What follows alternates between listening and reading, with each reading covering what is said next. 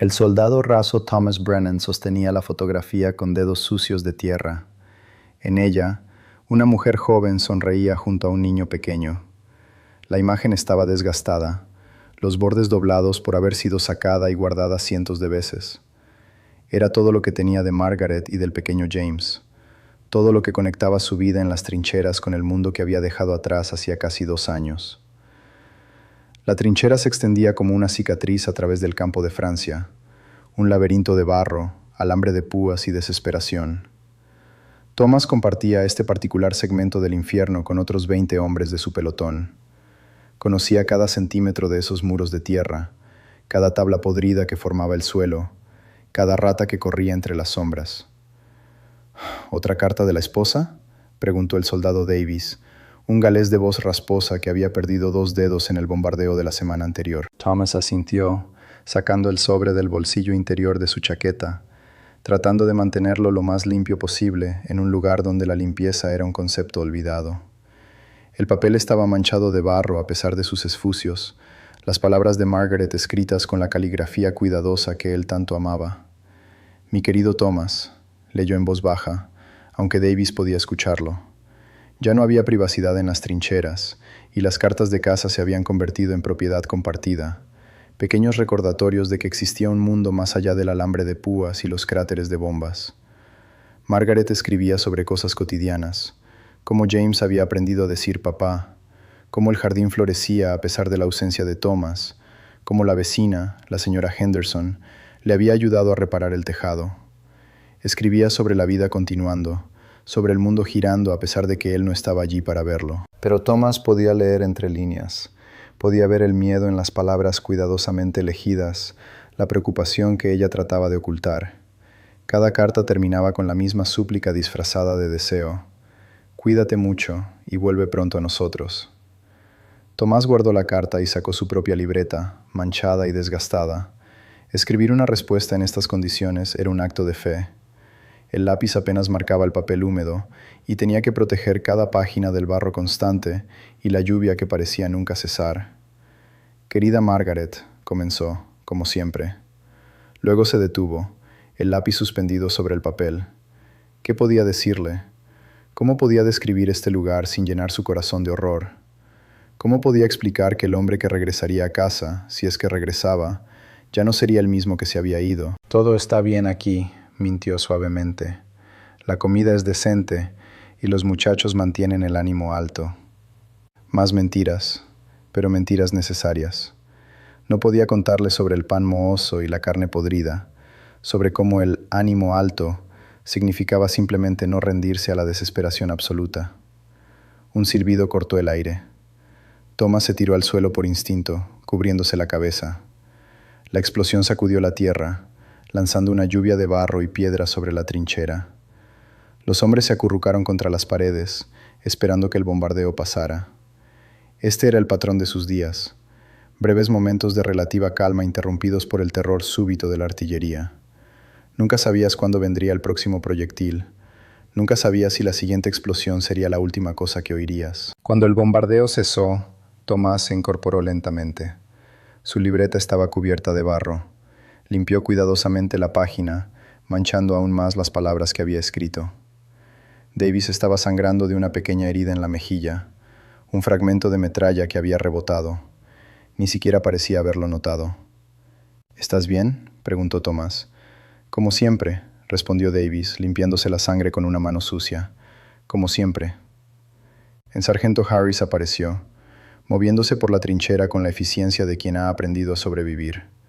«Brennan, Davis, turno de guardia en 20 minutos. Prepárense». Tomás guardó su carta inacabada. La terminaría más tarde, si había aún más tarde. Se puso el casco, revisó su rifle, se aseguró de que su máscara de gas estuviera accesible. Estas comprobaciones se habían vuelto tan automáticas como respirar. La guardia significaba subir por la escalera de madera hasta el parapeto, asomar la cabeza apenas lo suficiente para vigilar la tierra de nadie, ese espacio desolado entre las trincheras donde crecía solo la muerte. Era el trabajo más peligroso y el más aburrido al mismo tiempo. Horas de vigilar un paisaje inmóvil, con la constante posibilidad de que un francotirador te volara la cabeza en cualquier momento. Thomas y Davis tomaron sus posiciones. La tierra de nadie se extendía ante ellos, un páramo de cráteres llenos de agua, alambre de púas retorcido y restos de lo que alguna vez fueron hombres. El hedor era insoportable, una mezcla de muerte, gas venenoso residual y barro putrefacto. «¿Qué le escribiste a tu mujer?», preguntó Davis después de un largo silencio. «Mentiras, principalmente», admitió Thomas. «Cosas bonitas, cosas que la harán dormir por la noche». Davis asintió con comprensión. «Yo solía escribirle a mi madre. Le decía que esto era como acampar, solo que con más lluvia». Rió amargamente. Dejó de creerme después del primer año. Un movimiento captó la atención de Thomas. En la distancia, cerca del alambre de púas alemán, algo se movía. Agarró los binoculares, enfocando cuidadosamente. «¿Qué ves?», preguntó Davis, su rifle ya apuntando en esa dirección. «No estoy seguro. Espera». Thomas ajustó el enfoque. Es un hombre. Uno de los suyos, creo. Está herido». El soldado alemán se arrastraba entre los cráteres, dejando un rastro de sangre oscura detrás de él. Estaba claramente desorientado, moviéndose hacia la trinchera equivocada, hacia ellos. «Deberíamos dispararle», dijo Davis, pero su voz carecía de convicción. Thomas observó al hombre arrastrándose.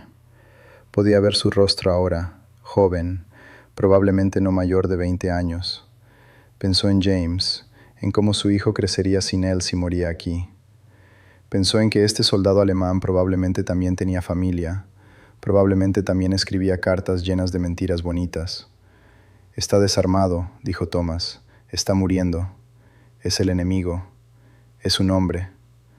Se miraron en silencio. Finalmente Davis bajó su rifle. «No vi nada. Tú tampoco viste nada». El soldado alemán continuó arrastrándose, cada movimiento claramente una agonía. Eventualmente se detuvo, incapaz de seguir. Se quedó allí, inmóvil excepto por la débil subida y bajada de su pecho. Thomas supo que moriría allí, solo en el barro, tal vez llamando a su madre en alemán, tal vez pensando en una cara que nunca volvería a ver. No era diferente a cualquiera de ellos. Cuando su turno terminó, Thomas bajó a la trinchera y sacó su carta nuevamente. Añadió unas pocas líneas más. «Extraño el jardín, extraño ver crecer las flores. Extraño la normalidad de los días donde lo más emocionante era decidir qué plantar en primavera». No mencionó al soldado muriendo en la tierra de nadie. No mencionó cómo el simple acto de no dispararle se sentía como la única cosa humana que había hecho en meses. No mencionó cómo incluso esa pequeña misericordia lo hacía sentir culpable, como si hubiera traicionado a sus camaradas por mostrar compasión al enemigo. Los días se convirtieron en semanas. Tomás escribió más cartas, recibió más respuestas. James cumplió 3 años. Margaret envió una fotografía del pastel que había horneado. Tomás la guardó junto a la otra, protegiéndola del barro y la humedad con un pedazo de tela encerada. El sargento Harris recibió órdenes de un ataque. Irían sobre la cima al amanecer, atravesarían la tierra de nadie, tomarían la trinchera alemana. Era una orden de muerte, todos lo sabían, pero era una orden.